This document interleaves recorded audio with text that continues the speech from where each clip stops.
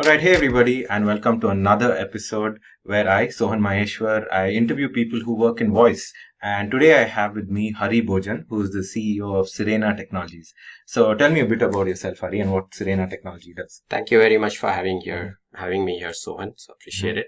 So at Sirena Technologies, we fundamentally work on robotics. So it's a 5-year-old organization. We have about 100 employees and we are based out of Bangalore. And so we have robots which walk, talk, fall, get up, and they go to schools, teach kids bunch of things, and voice is a very integrated part of this whole system that we work on. And then we have our IoT department, or I should say business, where we work with building end products for Alexa, built-in systems, and also other voice-enabled products which our customers want. And what sort of products are these? So these are all speakers and TVs, home appliances. So wherever voice control is needed, either Alexa or non-Alexa. So we are almost the default company to kind of enable them. So the idea is all these products have far field voice as well. So that's why it's exciting. Okay. Yes. So that's an interesting point because understandably the Bluetooth speaker and the speaker market in India is fairly large, right? Like, you have things at every price point. I myself have speakers that, cost everything from like 1,000 to a little more high end. And on every Amazon sale and all of that, these speakers seem to be really, really popular. And do you think those will be voice enabled very soon? Yeah, absolutely. So, I mean, if you really look at, maybe we talk a little bit about how India has evolved in this space. So we have been working in the audio space for almost a decade now. And when world moved from Bluetooth to Wi-Fi products, so India never caught up. India was really a Bluetooth market. Even today, India is a Bluetooth market. But then as soon as voice showed up, we skipped the whole generation and we switched to voice products already when we are adopting that pretty much, right? So in our case, what we are doing is to make sure for India kind of a market, we need to be in the Bluetooth pricing. So, and that has been the challenge so far. So if you really look at Wi-Fi speakers, until Echo Dot was launched in India, all Wi-Fi speakers were costing 10K at least rupees, right? And which is not a price point you would... Exactly. And then that's the reason why India was never a Wi-Fi market, although rest of the world had a lot of Wi-Fi products, even without voice-enabled systems, right? And today people in India don't even care whether something has Wi-Fi or not. They know that it's voice-enabled and it's streaming music, right? So they don't even know that it has Bluetooth, it has Wi-Fi, it doesn't matter to them. And then at the right price point, all this kind of starts making sense, right? And with Alexa's introduction, so the price kind of the market was cut down fairly deeply, right? So now there should be products which should be in the Bluetooth price points to actually make an impact in India, because they are shipping millions and millions of units, all the top brands in India of Bluetooth products. So our attempt in the last year has been to come up with end products which will cost in the Bluetooth price points. Right? And where do you really see voice playing a role in this? Right? I mean, people can still have these speakers, but how do you really see voice tying into this Bluetooth range of speakers? Absolutely. So the problem really is that every other Wi-Fi product comes with an app typically. And if you have to play music, you need the app, you need to do a whole bunch of things, right? Which is kind of not intuitive. And straight away, people like what app and downloading it and using it. It's all complicated. So, but then with voice, it's pretty straightforward. You just get the system, set it up, and then you start talking to it. This is a very different kind of an experience. And amazingly, in India, we are getting customers who are asking for voice to be in appliances like water filter. So like water heaters in the bathrooms, and all kinds of use cases are coming up now. And then it's kind of natural for voice to be in speaker systems, sound bars, and TVs and set-top boxes. So these are a bunch of the products we are working on as well. But there are products which even people think that they don't even want to go to the cloud. So why can't you just have something which will work, just turn on, turn off? And they want products like that. So you're saying the turn on, turn off is voice enabled? Is voice enabled. Okay. That's very interesting because I've seen this talk by Benedict Evans, he works for Anderson Horowitz. He's a very well-known person when it comes to tech journalism and things like that. And he was saying, and I thought this was very interesting, that in early science fiction in the 40s, 50s, 60s, and in general, right, there was a lot of this talk of how, hey, I'll have this butler that will make my clothes. I'll have this robot that will wash my clothes, and I'll be able to talk to it. I'll have the dishwasher that will wash my clothes. We didn't get that, but we got the washing machine. We got the dishwasher. And soon those will be voice enabled. So sure, it might not have arms and legs like a robot, but it's still a robot in the sense it's doing that work and it's voice enabled. Exactly. Yeah. So and I think that comes to my next point, which is I think a lot of consumer electronics, like you said, like a heater, a thermostat, or a microwave, we're soon seeing a lot of it being voice enabled. Correct. Right? And I also think that's an easy driver for people to start talking to machines via voice. And the set of commands it's much lesser. Exactly. So the error rate, etc., might not be as much. Yeah. So for people who are a little concerned about, there are brands which are concerned about privacy, data, and everything else. These brands are saying that, why don't you just even have a local system and like a edge box, so where all the processing happens there, and then because they need only 100 set of commands to work. They don't want a full-fledged voice assistant. So in those cases, there are requests like that. So voice is almost becoming, I think we like it or not, it's going to be in our homes. So very soon, and home automation, and I also work with some companies who are looking at even kind of giving these end products for free. And do home automation as a subscription model, like you have your set-top box service, like everything else. So this is happening, and it is happening soon, very fast. Oh, okay, that's nice. So tell us about how Sirena, the company you're the CEO of, how it works with some of these brands. Basically. Sure. So we have today the lowest cost Alexa platform in the world, and through which we are creating end products as well.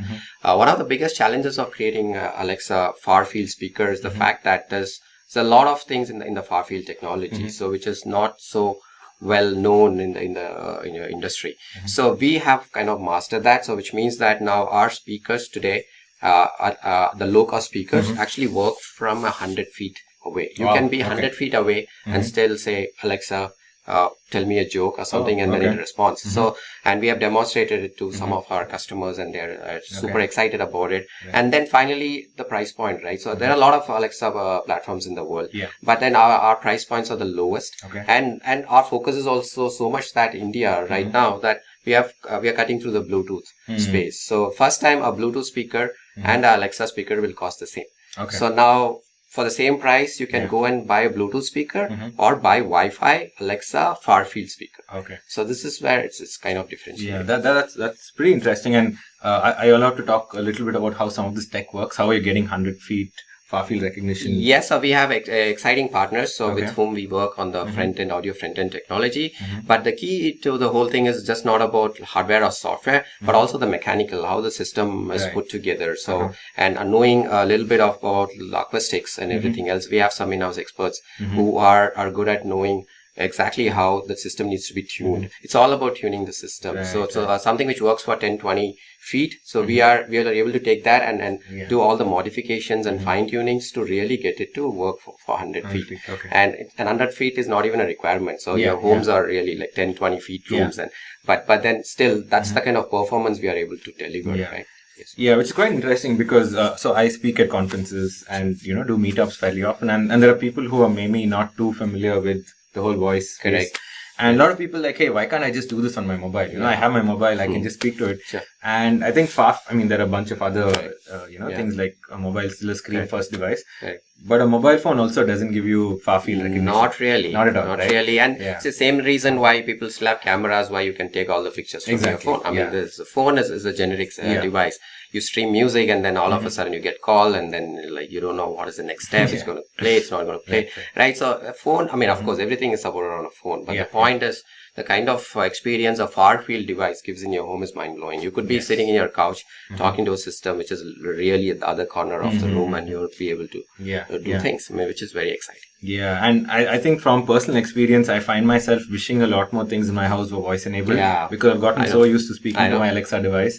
And sometimes I'll be eating and I'd want to like change some song on my phone that's playing, and I'll be like, you know what? Absolutely. Just to add to that, so like your TVs, right? So the set-top boxes today, I mean, how easy it would be to just say that Alexa play Star Sports, so Star Movies or something like that. and it just happens. I mean, you don't have to necessarily take your look for the and remote most of the times the remotes are broken well, in India, and it's a hard time just changing channels. So here is a way to look at it, right? So it's happening. It's happening not just in one ecosystem, but the overall the voice ecosystem is coming together. So the Alexa world and then the parallel ecosystem, which is building. Everybody wants their own ecosystems to evolve, and they want a voice control. And I think whoever is kind of going to win as many devices in your home is probably going to be the winner. While there are big players in the world like Amazon and Google's, but then there are others who are venturing into the space. And I think locally there are a lot more people who are getting into the space, and we have fortunate enough to work with some of them. And looks like in the next 6 to 8 months you'll see a lot of things happening in India. Yeah, that's quite exciting, because the way I look at it is not just, hey, competition, etc., but it's just that I think everyone's starting to see the potential of voice. This competition is good for everybody, right? So it's opening up the market, the price points are coming down, and it's amazing. And recently we even have a customer who has given us their helmets to put Alexa into that. So Alexa is inbuilt the helmets. So it's like going all over the place, and people are thinking about more use cases than what we could even imagine. So which is fantastic. That's interesting. So you also mentioned a lot of other form factors that you're working on, right? Like, microwave heater. Can you tell me a bit about that as well? Sure. So here we are engaged with very early stage engagements with some of the brands. They believe that so for example, today a water purifier, for an example, is kind of a very dumb device. It's just there. But how cool it would be to have it voice enabled and just say that schedule my service. And then all of a sudden this is Wi-Fi connected as well. So now there's a back end. And then the backend knows that, this customer subscriber needs, we need to send somebody there for service. Then the service guy arrives and it's just simply interact with the water purifier, right? As simple as that. So similarly with water heaters, maybe you're perhaps even IoT in the IoT context without voice, you could just switch on your heater from here and before leaving home, and then go and then your water is ready. But I mean, at home you could just simply go and then just, you're in your bedroom, you're basically saying that switch off. So or you can say set up some things like make sure the water is hot between 9 to 10 a.m. every day. And you just say, so every day it sets up. It sets up and then it's already there. Or you want to change the time, you just change the time. You do all of this through voice. So that's kind of getting very exciting. Correct. And again, I think it's that natural interaction, that sort of intuitive UI that's really going to make the difference. And with local language supports and everything, I'm sure all the companies are going to kind of support Hindi for sure, and then other regional languages. This is only going to get better and better. Today with English, I guess there's fair amount of adoption already. But as soon as there's more regional languages support, it's going to get even more exciting. Nice. So you also mentioned at the start of the episode that you're working in the robotic space and sort of bringing in voice there. Can you tell me a bit about that? As in, how does that work? How do you envision like these machines, these humanoids, basically teaching children? And our robots in a very simple way, you can look at voice assistants which are actually moving. So instead of a speaker or a device which is kind of fixed in one position, so now you can visualize voice assistants basically moving around. They are moving around. Either we have bots which have kind of bipeds which actually walk. They will fall down, they'll get up, they'll do all of this on their own, and they go to schools to teach kids. Kids can ask questions, they answer them. In fact, in a little country called Laos, English is not a natural language for them. So our bots are teaching the kids English in those schools. So this is getting very exciting, right? So there are bots which are moving around, talking to people and everything else. This is one part of it.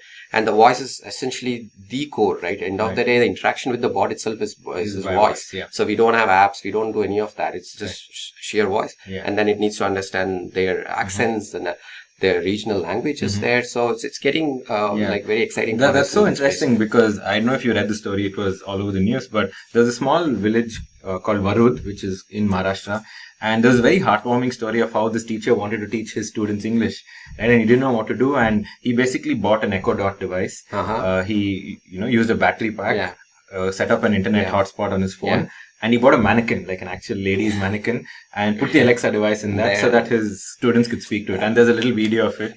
There you go. Which is interesting because Laos, all the way in Southeast Asia, someone has thought the same thing. Exactly. And then in India, in the rural areas, we don't have enough staff there. That's one of the biggest problems, right? So you could send some of these bots. I mean, a makeshift bot is good enough with just voice enabled solutions. And there's also kind of neutralize the accents, right? So same kind of robots talking similar kind of accents, that kind of helps kids, right? Today, there's nobody all the teachers talk in their own accents. It's just not natural for kids to pick which one is the right one. So I think it has a lot of value there. Yes.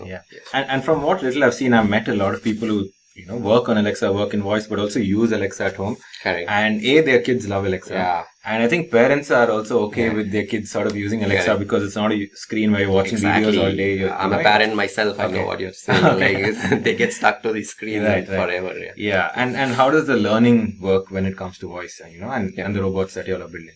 Yeah, exactly. So as our robots interact with all these kids in schools and different places, so we have our cloud, which is again hosted on AWS really. So and we get all the content from the schools, and we even do assessments. For example, one of the use cases where the robot kind of looks at everybody and the attendance is done, and then you have all the data on the cloud. So now that cloud goes back to the school, and then we tell that these are the kids who are in the class. So you don't necessarily need an attendance system anymore. It's just taken care of.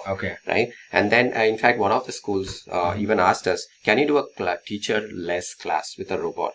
So we sent our 3.5 feet robot into the classroom, and the robot goes in the class. It says, "Okay, I'm going to start a class on audio today," and then it's already connected to the laptop in the class or the computer in the class, which is connected to the projector.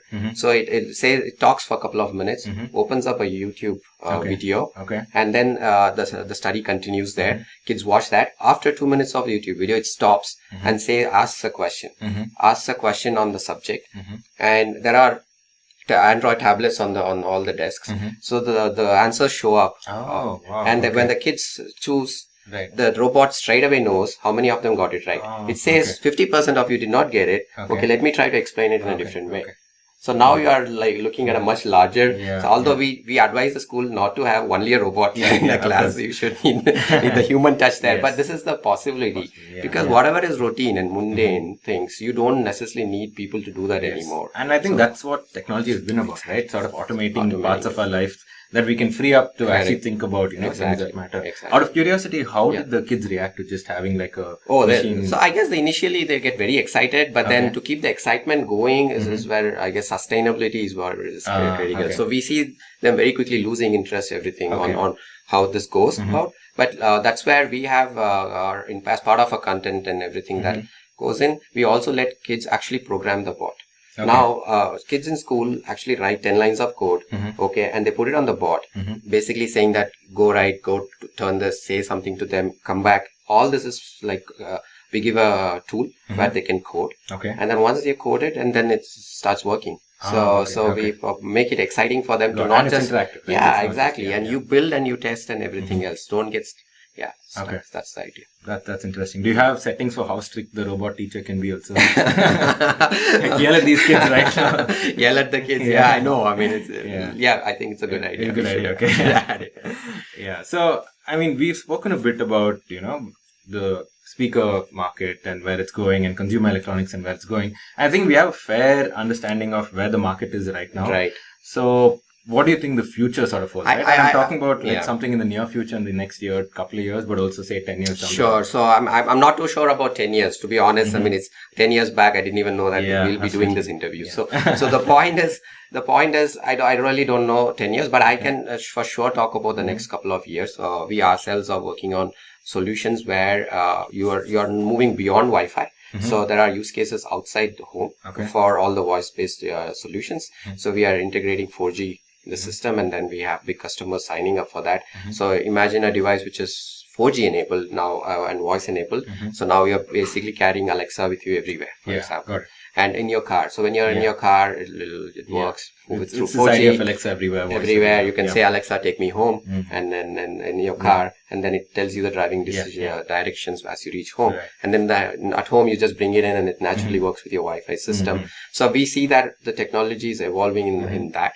And we also see that how it's getting more and more personal. So all the data that is coming in the back end and how more and more services around using the personalized data is that is also getting very exciting.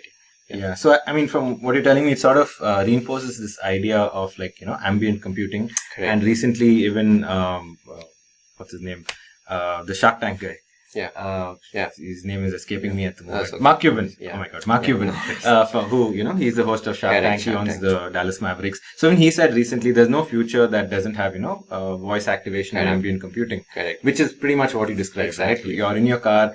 You're not looking at a device and Yeah. like doing something. No. It's just there. It's just natural. Yeah. And you go to your house. It's still part of Exactly. it. Now we are all talking about, okay, this device at home is working through voice. This device is, it's amazing and everything. Yeah. Soon you'll not even care which device, what it is. You're just going to talk as if the device is just there, and you probably don't even know where it is. Yeah. In your cars, in your homes, and maybe even in businesses. Like there are some customers who are like in B2B space as well. So they are very excited about how we automate our office spaces.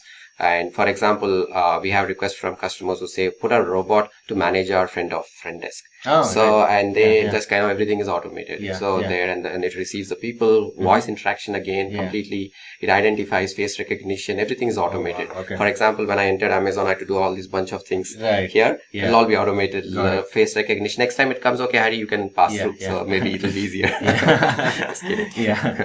And does this future excite you? Absolutely. And then I look forward to it. And we have a great team, so about 100 people.